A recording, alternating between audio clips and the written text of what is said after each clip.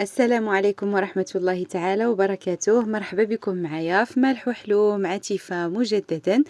رجعت لكم باش غادي نبداو سلسلة ديال المقبلات الصيفية، تليق في المناسبات، في الأعراس، في الجمعات العائلية، في الخرجات، علاش لا. بقاو معايا باش نشوفوا المقادير اللي هي بسيطة جدا.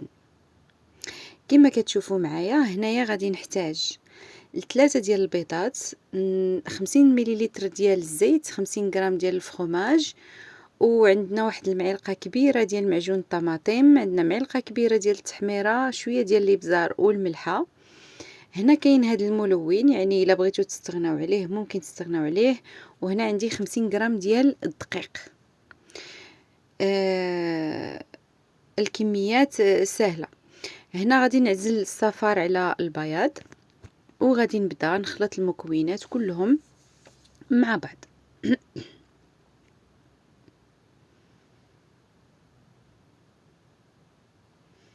طريقة بسيطة جدا، ما كتاخدش الوقت، المكونات ديالها تقريبا كلهم متواجدين في الدار، يعني ما غاديش تاخد لكم وقت طويل. نحركوهم مزيان، من بعد غادي نضيف الزيت باش يتطلق هاد الخليط.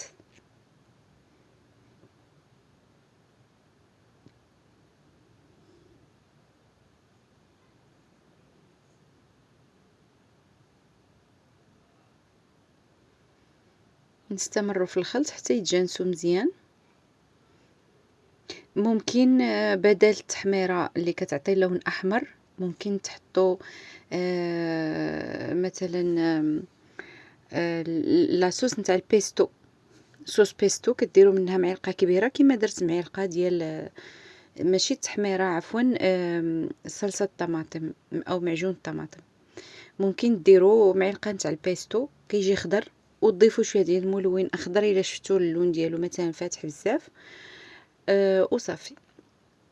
في هاد الوصفه ما فيهاش خميره الحلوى، يعني راني ما نسيتهاش. كاين اللي يحسب له شي مرات فاش كتكون جينواز، هذه جينواز مالحه، فاش غادي تكون الجينواز هو يحسب له بلي نسينا مثلا الخماره اولا، لان البيض فاش غنطلعوه هو اللي غادي يدخل الهواء لهذيك العجينه، وهو اللي غادي يعطي لنا هذيك الخفه، وغادي تطلع بلا ما نحتاجو الخماره.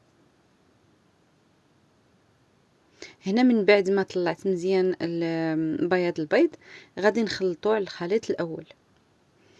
دائما القاعده كناخذوا شويه من الخليط الخفيف ونخلطوه في الخليط الثقيل باش نطلقوا الخليط الثقيل، لان الا خلطناهم دقه واحده غادي الخليط الثقيل يتكونوا فيه حبيبات وما يجيش متجانس.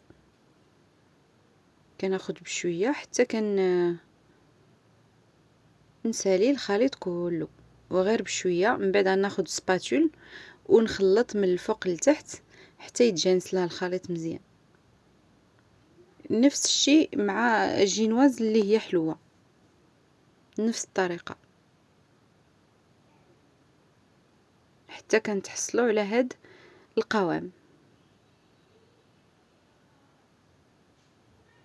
من بعد غادي نحطها فوق واحد الورق ديال الطهي، ورق الزبده اللي نكون دهنت تحته باش يتلصق مع الطاوه وما يتحركش. ومن بعد ندخلها الفران مسخن على 200 درجه ماشي 180، 200 درجه. نخليها تقريبا 10 دقائق وانتم عندكم ميزانكم مع فرانكم. هنا من بعد ما خرجتها من الفران شوفوا كيفاش كتجي طريه وتجي خفيفه الصراحه. من اروع الوصفات اللي كنصاوبهم.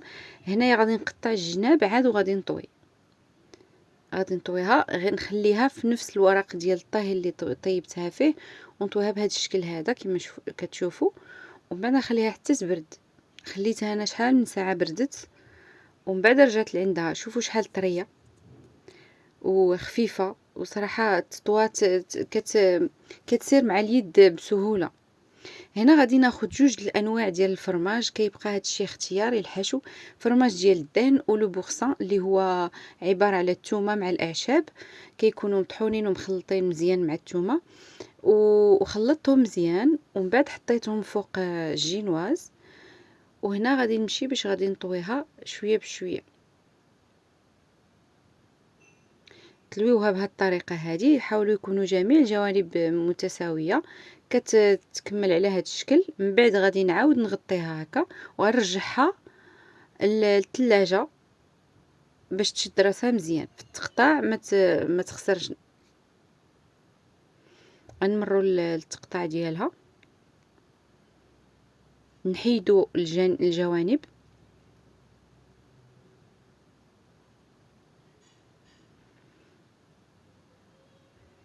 أنا خليت التزيين عادي، ممكن تضيفوا لها لداخل السومو، ممكن تضيفوا لها اللحم المدخن تاع الدجاج، ممكن المهم نتوما تعمروها باش بغيتو. أنا درت الطريقة السامبل السريعة السهلة للجميع، وأنا كندير لها شحال من حشو يعني. واليوم اختاريت هذا اللي مبسط باش ما نكترش عليكم في المقادير.